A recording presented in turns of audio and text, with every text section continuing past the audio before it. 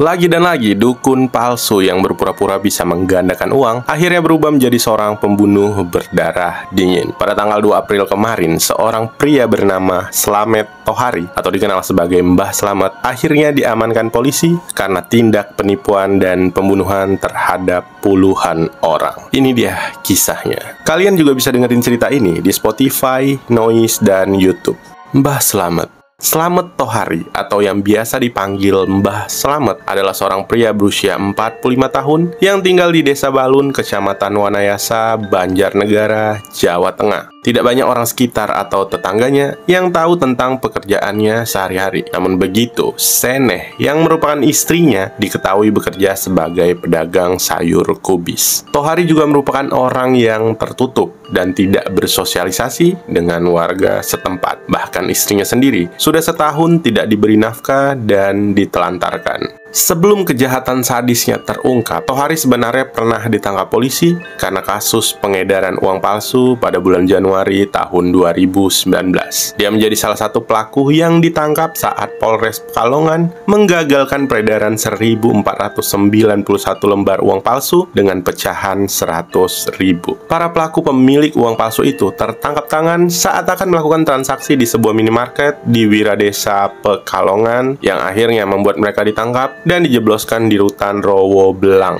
Kejahatan. Menurut pengakuan Tohari, dia telah melakukan kejahatan ini sekitar 5 tahun belakangan. Korbannya berasal dari berbagai kota, mulai dari Pekalongan hingga Palembang. Dan kemudian, mulai 1 tahun yang lalu, seorang kaki tangan Tohari yang bernama BS mulai mempromosikan kemampuan penggandaan uangnya melalui jejaring sosial media Facebook. Ketika BS mendapatkan calon korban, dia akan membawanya ke rumah Tohari, di mana dia akan memberikan janji manisnya tentang penggandaan uang. Sementara itu, ketika Tohari menjamu para tamunya, istrinya sama sekali tidak mengetahui apa yang sedang dikerjakan suaminya. Dia hanya membuatkan minum untuk para tamu tersebut. Setelah percakapan dengan calon korbannya, BS akan mengajak para korban tersebut ke sebuah lahan perkebunan milik Tohari. Jarak lahan perkebunan ini sekitar 1,5 km dari rumah Tohari dan selalu sepi ketika siang dan malam hari. Di lahan perkebunan tersebutlah Tohari akan mulai ritual penggandaan uangnya sekaligus menjadi tempat di mana para korban akan dikubur. Setelah sampai di lahan tersebut, para korban yang percaya dengan tenang mengikuti proses ritual yang dipandu Tohari. Dan kemudian ritual akan ditutup dengan memberikan sebotol minuman kepada para korban yang telah dicampur dengan potasium sianida. Yang akhirnya para korban yang meminum air tersebut tewas dalam waktu singkat dan selanjutnya dikubur ke dalam lubang yang telah mereka siapkan.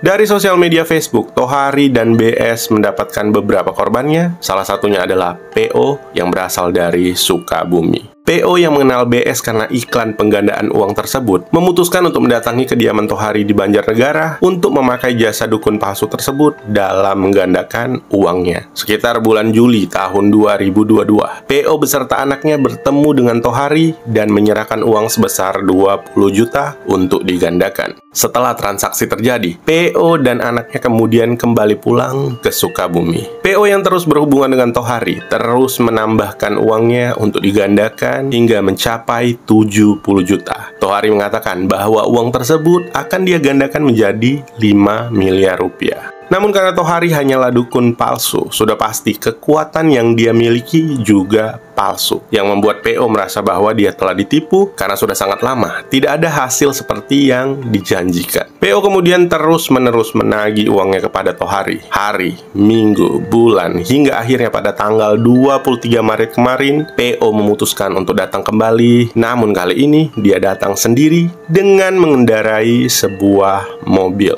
Sesampainya di rumah Tohari, PO terus menagih janji dukun tersebut dan mengancam akan melaporkan ke polisi karena penipuan yang telah dia lakukan. Tohari yang merasa kesal karena terus ditagih dan merasa takut karena ancaman pelaporan ke polisi, akhirnya memulai rencana jahatnya untuk melenyapkan PO. Menggunakan air minum yang telah dicampur potasium sianida, Tohari berhasil meracuni PO hingga tewas. Setelah PO tewas, Tohari bersama asistennya pergi membawa mayat korban ke lahan perkebunan miliknya untuk dikubur bersama korban-korban sebelumnya. Penangkapan. PO diketahui pergi dari Sukabumi pada tanggal 20 Maret tahun 2023. Dan 3 hari kemudian pada tanggal 23 Maret, PO yang seperti memiliki firasat buruk tentangnya mengirimkan pesan WhatsApp kepada anaknya dan mengatakan bahwa dia sedang berada di rumah Tohari. Selain itu, PO juga meminta anaknya melapor ke polisi jika saja terjadi sesuatu hal yang tidak diinginkan kepadanya atau tidak bisa dihubungi setidaknya hingga hari Minggu. Namun, keesokan harinya yaitu tanggal 24 Maret tahun 2003, komunikasi PO dengan anaknya sudah terputus dan ponselnya sudah tidak aktif. Sesuai dengan permintaan PO, pada tanggal 27 Maret tahun 2023, keluarganya akhirnya melaporkan kehilangan ayah mereka ke Polres Banjarnegara. Dari laporan tersebutlah akhirnya polisi memulai penyelidikan dan berhasil menangkap Tohari alias Mbah Slamet dengan dakwaan penipuan dan juga pembunuhan berencana. Pada tanggal 1 April tahun 2023, polisi akhirnya bisa mengevakuasi mayat PO dengan barang bukti 1 tas lempang warna hitam, 1 KTP atas nama PO, 1 kartu berobat atas nama anaknya, 9 butir potas, dan 19 butir obat berwarna putih.